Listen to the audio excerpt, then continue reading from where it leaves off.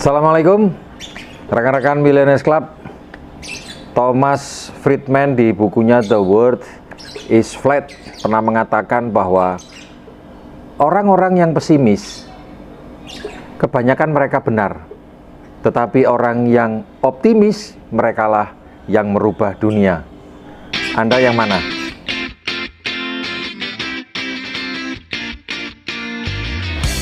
Banyak saya jumpai orang-orang yang menjalani hidupnya itu setengah-setengah, setengah pengusaha, setengah karyawan. Nggak pernah tuntas apa yang sudah dia lalui. Bahkan ada yang mengatakan bahwa setengah waras, setengah gila, setengah gendeng, setengah jelas. Siapa yang bilang kita ini setengah waras, setengah gila? Biasanya orang terdekat. Kenapa? Karena bilangnya bahwa jalankan bisnis ini pagi, siang, malam, berminggu-minggu, berbulan-bulan, bahkan bertahun-tahun dia lakukan katanya, tapi nggak ada hasilnya. Sehingga wajar kalau pasangannya bilang kamu itu setengah gila. Karena kalau kamu melakukan sesuatu pasti ada hasil. Kenapa kamu melakukan sesuatu tidak ada hasil? Bedakan antara orang yang belum berhasil dengan memang dia tidak melakukan apa-apa. Sesuatu yang sifatnya di tengah-tengah pada bidang-bidang tertentu, pada bagian tertentu memang baik. Tetapi khususnya untuk sesuatu yang memang membutuhkan pekerjaan untuk diselesaikan, misi yang harus diselesaikan, maka tidak ada yang namanya setengah-setengah. Anda bisa membayangkan kalau hari pagi saya berpikir seperti seorang karyawan, malam saya berpikir seorang pengusaha. Ini tidak mudah. Rumus menjadi karyawan yang berhasil berbeda dengan menjadi pengusaha yang sukses. Karyawan membutuhkan loyalitas dan mereka menunggu perintah dan melaksanakan perintah dengan baik. Pengusaha menciptakan segalanya dari awal dan melakukannya, mengeksekusinya di dalam aktivitas mereka sehari-hari. Tanggung jawab sukses dan gagal seorang pengusaha itu 100% terletak pada dirinya sendiri. Dan benar, kita masuk di dalam sebuah bisnis yang mana Anda dididik untuk menjadi seorang entrepreneur. Sukses dan gagalnya Anda di dalam bisnis asuransi Allianz ini 100% tergantung pada diri Anda. Tidak tergantung kepada sponsor, mentor, alat bantu, bahkan support system. Meskipun kita ini penuh dengan keterbatasan sumber daya, kalau kita memang benar-benar memiliki why, memiliki alasan yang kuat, maka Anda akan menemukan how-nya.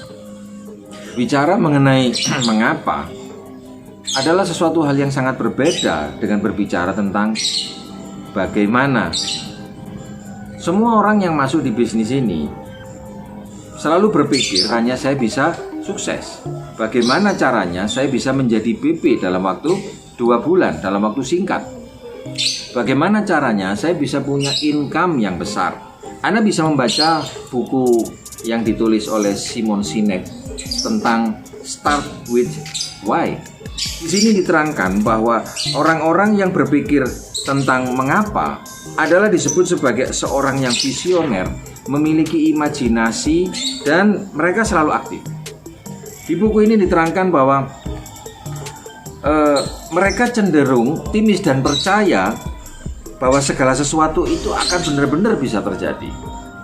Tipikal orang yang bagaimana, orang yang selalu memikirkan tentang how, gimana caranya, bagaimana caranya, adalah orang yang hidup realistis. Mereka melihat hidup di zaman ini dan di saat ini. Mereka realistis dan mempunyai pemahaman yang jelas tentang segala hal yang praktis. Ya.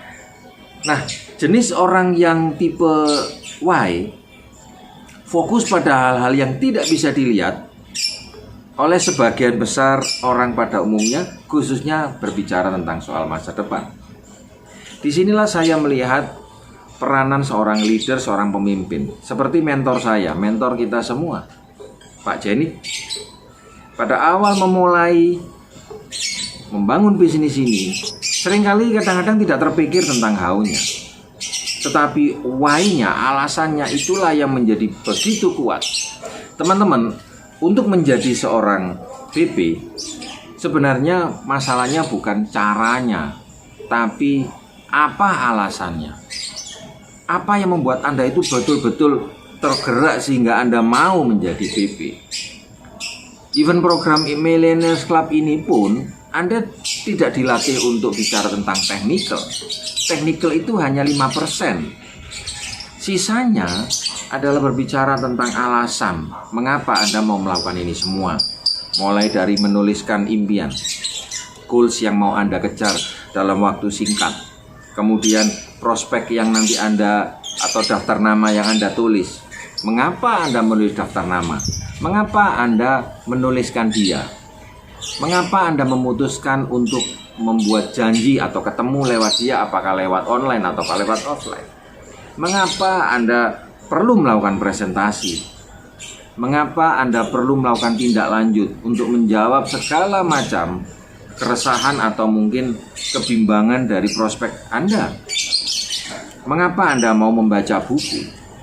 Mengapa Anda mau mendengarkan e-pro dan selalu datang di pertemuan? Mengapa itu lebih penting menurut saya di situasi seperti saat ini? Karena cara akan Anda temukan kalau Anda betul-betul punya alasan yang kuat.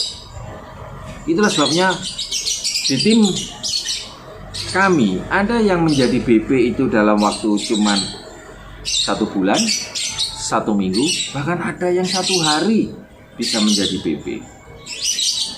Banyak yang tanya, gimana Pak caranya bisa jadi BP dalam waktu 1 minggu, dalam 1 hari.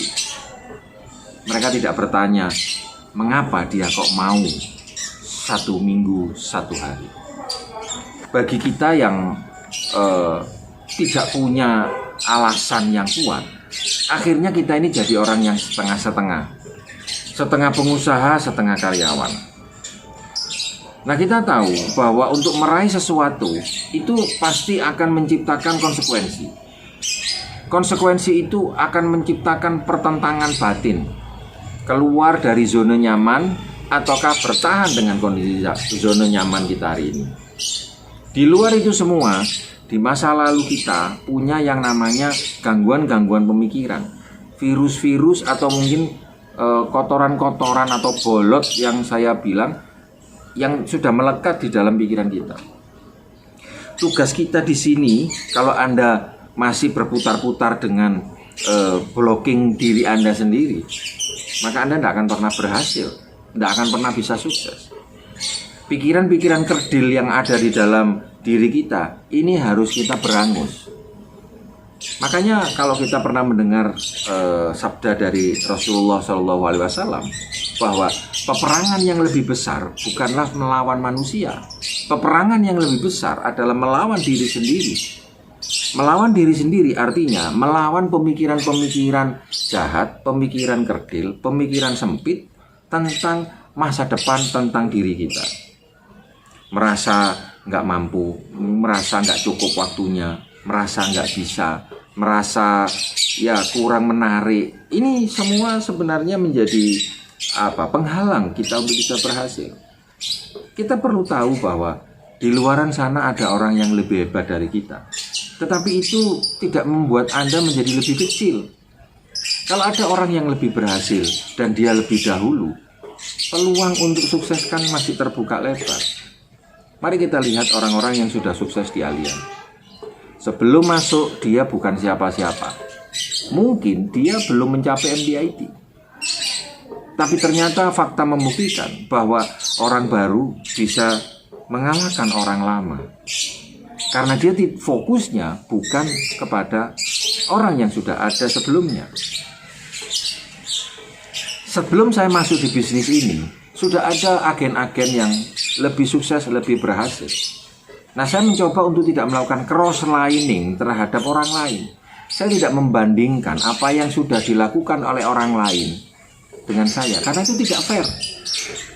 Membandingkan apa yang kita lakukan, saya baru mulai, sedangkan dia sudah berjalan setahun, 2 tahun, bahkan ada yang puluhan tahun. Ya tentu saja nggak bisa hasilnya itu sama. Tapi teman-teman, kemujizatan itu akan terjadi manakala Anda fokus terhadap apa yang sudah Anda planning setelah melalui konsultasi dengan mentor Anda. Mentor ini akan membantu mempercepat proses untuk mencapai lompatan-lompatan peringkat. Meskipun Anda kurang percaya. Tapi kembali lagi, bahwa alasan yang kuat itu lebih penting daripada bagaimana caranya. Sekarang kita sudah memasuki masa yang tinggal sedikit waktunya. Ada orang yang merasa tambah semangat, ada orang yang merasa, ya sudahlah, kayaknya saya tidak bisa. Bel belum ditutup, peluit belum dibunyikan, dia sudah berhenti. Menurut saya, ya sayang sekali. Saat kita presentasi, kita ketemu dengan orang ya yang bermacam ragam responnya. Diajak bisnis, ada yang langsung iya, ada yang langsung tidak. Tapi yang buahnya adalah nggak jelas, separuh-separuh. Antara mau dan nggak mau, nggak jelas. Mereka yang bilang tidak mau, kalau kita tanya mengapa dia tidak mau, itu pun juga tidak jelas. Dia tidak bisa menjelaskan secara masuk akal mengapa mereka menolak program proteksi income. Mengapa mereka menolak untuk menjalankan bisnis ini. Alasan yang mereka kemukakan justru seringkali bukan dari hasil pemikiran dia, dari pemikiran orang lain yang belum tentu orang itu kredibel di bidang ini. Jangan sampai kita ini sudah terlanjur masuk di bisnis ini menjadi setengah gila dan setengah waras. Lebih baik Anda gila sekalian atau waras sekalian. Karena yang setengah-setengah tidak akan pernah dapat nilai tertinggi. Kalau ganteng-ganteng sekalian, jelek-jelek sekalian, terkenal-terkenal sekalian, tidak jadi siapa-siapa, itu pun juga sekalian. Karena tidak ada piala untuk juara setengah-setengah. Setengah BP, setengah BE. Dan saya ingin Anda menjadi orang yang bisa memenuhi apa yang diharapkan oleh diri Anda, keluarga Anda tentang bisnis ini. Terima kasih. Mari kita sukses bersama-sama.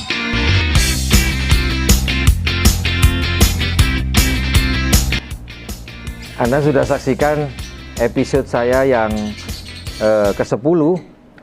Dan Anda tadi lihat ada suara yang setengah jelas, setengah tidak jelas. Kenapa? Karena ada yang saya lepas dari rangkaian ini. Ini contohnya. Ada yang belum ditempelkan.